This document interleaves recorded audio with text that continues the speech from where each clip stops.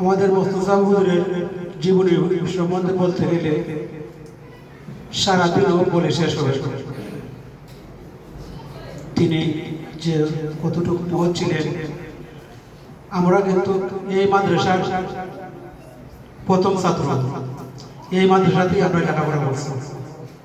যে সময় মাদ্রাসা শুরু হয়েছে সেই থেকেই মাদ্রাসার ছাত্র আমরা। এই সময় এই দোলান ছিল না, অট্টালিকা ছিল না, ছোট্ট সোনের ঘর আছে। এই সোনের ঘরের মধ্যে আমরা লেখাপড়া করছি। সোনের ঘর থেকে তাই ধীরে ধীরে ধীরে ধীরে আজকে এই মাদ্রাসা দোলান এবং একতলা দুতলা পর্যন্ত হয়েছে। এটা একমাত্র তাইনের পরিশ্রম। তাইনের যে পরিশ্রম এই মাদ্রাসার জন্য হয়ে গেছে, তাইনের কথা আগামী বলে গেছে যে 3.5 বললেও শেষ হবে না। এই রাইতের রাত দিনের দিন পরিশ্রম করে গেছেন বিভিন্ন বিভিন্ন জায়গায়, বিভিন্ন গ্রামে, বিভিন্ন বিদেশে, দেশে বিদেশে তিনি যারা আয়াত্মীয় আছে সবার সাথে যোগাযোগ রাখছেন। এই মাদ্রাসার জন্য তাইনের জীবন উৎসর্গ হয়ে গেছে।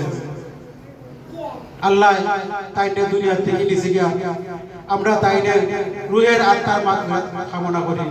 আল্লাহ যেন তাইনের বেহেশতের উঁচু মর্যাদায় রাখেন। সম্মানিত উপস্থিতি, আমরা সবাই হুজুরের জন্য দোয়া করতাম যেন হুজুর আমাদের যে আদর্শে আদর্শিত করছে এই আদর্শে আদর্শই আমরা চলাফেরা করতাম। আর কিছুক্ষণ আগে আমাদের হুজুরের যে উত্তরসূরি তিনি যে বক্তব্য দেওয়া গেছেন আমি কিছু শুনেছি। তিনি বলেছেন যদি আমাদের সহযোগিতা দরকার হয় আমরা সহযোগিতা করতে রাজি আছি।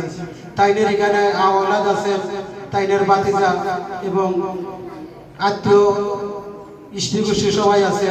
আশা করি তাদের সুনজর আমাদের এই মাদ্রাসার দিকে থাকবে, এটাই আমরা তাদের উপরে আশা রাখি। সম্মানিত উপস্থিতি, বক্তব্য দেওয়ার সময় নয়, আমরা মর্মাহত এবং শোকাহত। আজ হুজুর আমাদের মধ্যে নেই। হুজুরের জন্য আল্লাহ জান্নাতে উচ্চ মর্যাদা দান করেন। এই বলে আমার সংক্ষিপ্ত বক্তব্য এখানে সমাপ্ত করলাম। আসসালামু আলাইকুম।